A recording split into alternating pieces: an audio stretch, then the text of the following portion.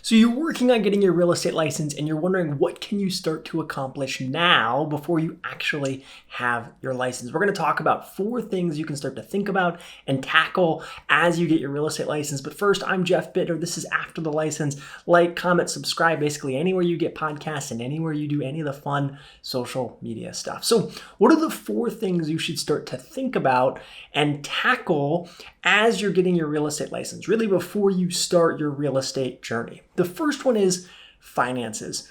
I touch on finances in so many of my videos because it's the number one hurdle that most people have. They don't think about how much it actually is going to cost to get your real estate license and actually start a business. But above and beyond that, how much you need to have saved if you're going to go into this full-time or even part-time, really how much you're going to have saved before you start to have some closing. So start to think about that. Do you have enough saved if you want to go into this full time? Do you have enough saved for a couple of months if you don't have a couple sales in those first couple of months? Do you have enough to invest in your business? Not only to get started, right?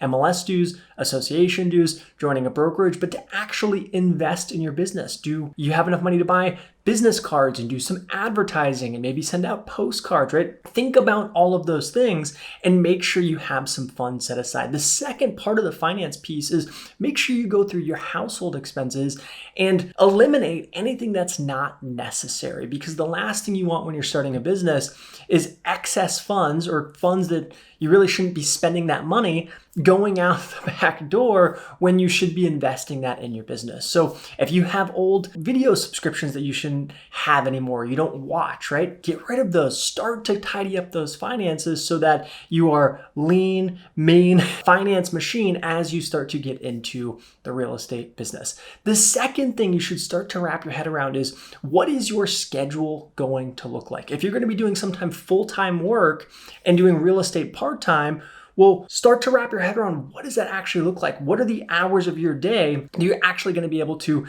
dedicate to real estate, and start to knock out some of these tasks in those times, right? So if you're saying, hey, I'm going to work a couple hours after 5 p.m. every single day and I'm going to work on my real estate business, start doing that now. Do that with your real estate classes, do that with studying, doing that with getting yourself prepped for your real estate business. That way you're kind of in the motion and then have the habit of doing that when you actually get into the business. The third thing that I would recommend is start posting to social media.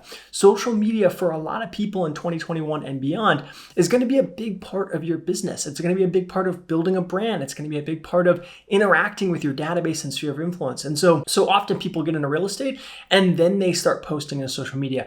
You can start posting to social media now. I'm not talking about going out and selling real estate via social media or touring homes, right? But just start to post about your life. Start to be a little bit more active on the social media channels. That way, when you get into real estate, it's not like, hey, she got her license or he or she got her license, and then they started posting, right? You can kind of have some rapport built up with people, and people can kind of see some behind the scenes stuff, and real estate just happens to be a part of your life there. So start posting to social media and make that a habit so that it doesn't feel weird or awkward or unusual once you actually get into the real estate business.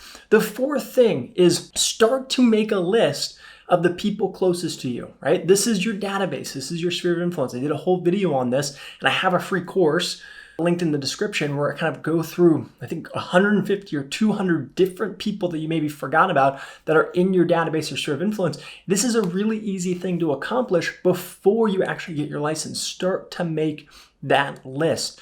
Friends, family, people at your kids' schools, old coworkers, those are all people who are going to be in your database and your sphere of influence, and they're really going to be low-hanging fruit for when you do get in the business. So making sure you have the list of those people, their names, their emails, their phone numbers, any other contact info you have for them, maybe their home address. Start to get that together. That way you can hit the ground running once you get your license. Okay, guys, these are 4 things you can start to think about and tackle before you actually get your real estate license. If you have any questions on this, drop a comment below. Like, comment, subscribe, all the after the license things, and I'll catch you on the next one.